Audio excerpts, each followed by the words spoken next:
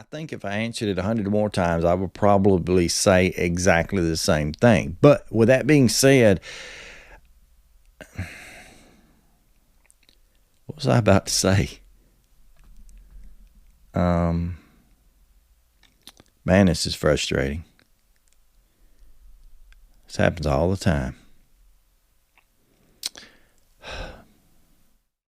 Hey folks, welcome back to the Transplant Helper again today. My name is Jim Merle, and I just wanted to share with you an answer I gave to a viewer the other night. He and I were chatting back and forth. We probably chatted for 45 minutes or better.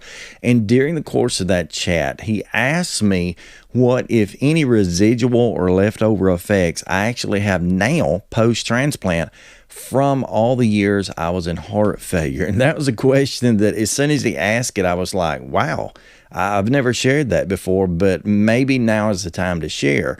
And it basically boils down to something that happened to me several years and a couple of different times prior to my heart transplant, again, while I was in stage 4 heart failure. Now, being in stage 4 heart failure within itself is obviously difficult. It's obviously, it's a daily grind just to get by, just to survive, and to try to have any quality of life. And I've shared so many times here as I've kind of told incrementally about my story about how pre-transplant, basically, it got to the point at the very end of that where I was sleeping 16, 18 hours a day. I would get up in the mornings, take a shower. Immediately after taking a shower, would be so wore out, I'd have to go lay down and take a 2-hour nap. If I ate a meal, it was the same thing. Eating a meal, trying to digest that food, worked my body so hard I just couldn't make it. And yeah, it got pretty impossible to want to live that way. And I was thankful that while I was listed for transplant, that I had continually people encouraging me, telling me things would get better and that sort of thing. And I'm appreciative that it has. For the most part, I basically to this day have very little effects at all from living all those years, 38 years basically in heart failure, and the last 6 of those years in stage 4 heart failure. I don't have very many effects from that, but there is one thing that's still left over that is still difficult at times, and it doesn't have anything to do with, what you would normally think about concerning heart transplant. I'm talking about it doesn't have anything to do with my energy levels. That's pretty good most days. It doesn't have anything to do with the stamina that I have. For the most part, if I want to do something, I can do it. And yeah, there are ups and downs, there are challenges. Even though I had a valve replacement on last year, things are not perfect, but they're definitely okay, energy-wise and, heart-wise, like you would typically think, I'm good, okay? But what really has become an issue for me and continues to be an issue, and I'm 7.7, if you want to call it that, years and months post-transplant now, but this continues to be an issue. It comes down to something that happened to me, I think it was in 2006 and 2009. Don't quote me on that because you'll understand why in a minute. But I suffered basically 2 mini strokes. Actually, they were defined as TIAs. And if you're not familiar with a TIA, what that really is, that is a transient ischemic attack. And it's much like a stroke. As a matter of fact, symptomatically, it's basically the same thing, albeit it doesn't quite generally leave the actual damage that a stroke does. And so sometimes when I'm even in conversation with people and they'll mention that they've had a stroke or feel as if, they're afraid they might or something, I'll tell them, well, I've actually had 2 strokes in the past, and, here's the way things really are. But my TIAs for me, and I won't tell the whole story of both of them. They were both very similar. I was basically laying around doing absolutely nothing. Again, in stage 4 heart failure, mind you, but laying around doing absolutely nothing. Got it to move about and just lost it.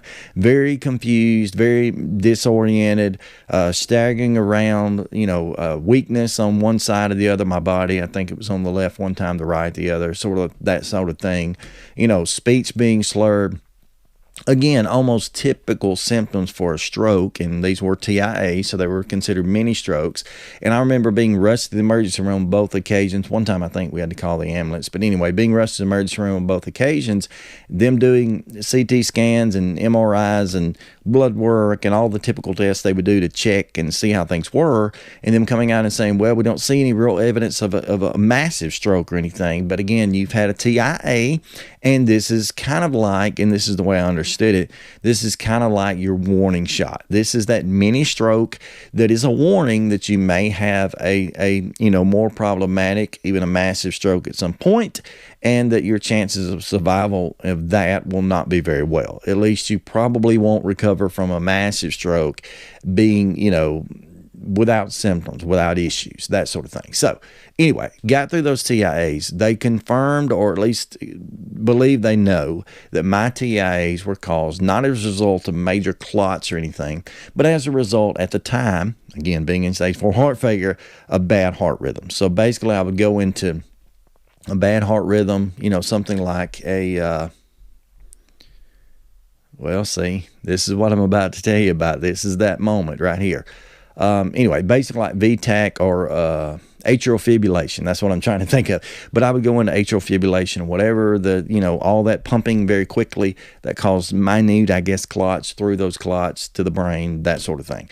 And so mine were caused by rhythm type issues. So once they were able to control that with a pacemaker / defibrillator, my likelihood of that reoccurring within itself wasn't that much, albeit I was put on some pretty major blood thinners and that sort of thing, and I was watched very, very closely. I think I can remember either going to the doctor or eventually by the time I got a home health nurse, getting that blood work monitored every single week just to be sure that, things were exactly where they wanted to be, that sort of thing. And they monitor me closely. But as a result of that, and this is what I'm trying to tell you about, this continues up until today, basically to the same extent it did back then, is I have a lot of difficulty. And I've not shared this before, but I have a lot of difficulty remembering things. I pretty much stay in a fog all the time. Now, I try to hide it. I try to do my best, and I know that many of you watch these videos and you think, oh, no, he's lying about this. He didn't have an issue. Yeah, I've really got an issue. There are times when, I'll be mid-conversation talking along and absolutely just completely lose my thought. And I mean to the point that when that really happens, I lose my thought and I don't get it back.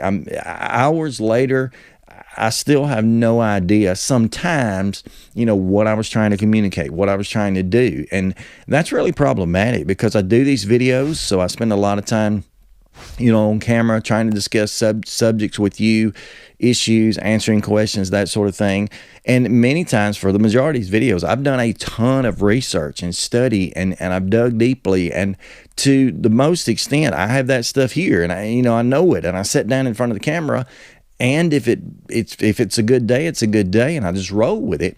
If it's not, kind of that brain fog kicks in, and again, I lose my thought. That's also a big issue, and this is when I really began to notice. And this was, this was 10 years ago. I'm a gospel preacher by trade. When I'm not on camera, I'm actually standing in front of, congregations and preaching and that sort of thing.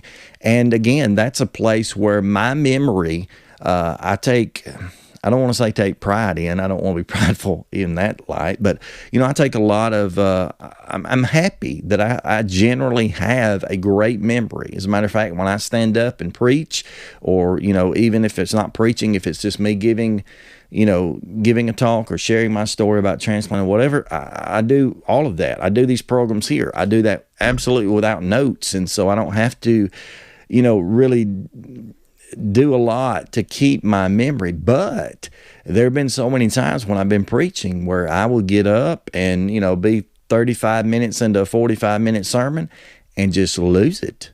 And, sometimes that comes back. Sometimes after a 30-second pause, I can kind of catch myself and fight and struggle back and get back where I was and, go from there. But there are other times, and I've had these times when I'd be preaching along, I just have to say, folks, I don't know what I was about to say. I don't know what I'm saying. And just go sit down. I even had one time, I think, so this is all memory based, but I think I had one time, maybe been two, but I had one time when I was going to stand up and preach, and, we were standing there. They had introduced me. I think there was a prayer before my sermon or whatever. The guy's in the middle of the prayer, and I absolutely, it just hit me right then. I said, Jim, you don't know what you're about to preach. You don't know what text in the Bible you're going to. You don't know what you're about to say. You don't know anything. And I'm expected to get up and to speak for 40 minutes, and I have no idea at all what I'm about to say, and that is so frustrating. And in some points, it's scary because I'm not necessarily a nervous guy in front of a crowd, but boy, anybody can get nervous if they stand up and realize they have nothing to say.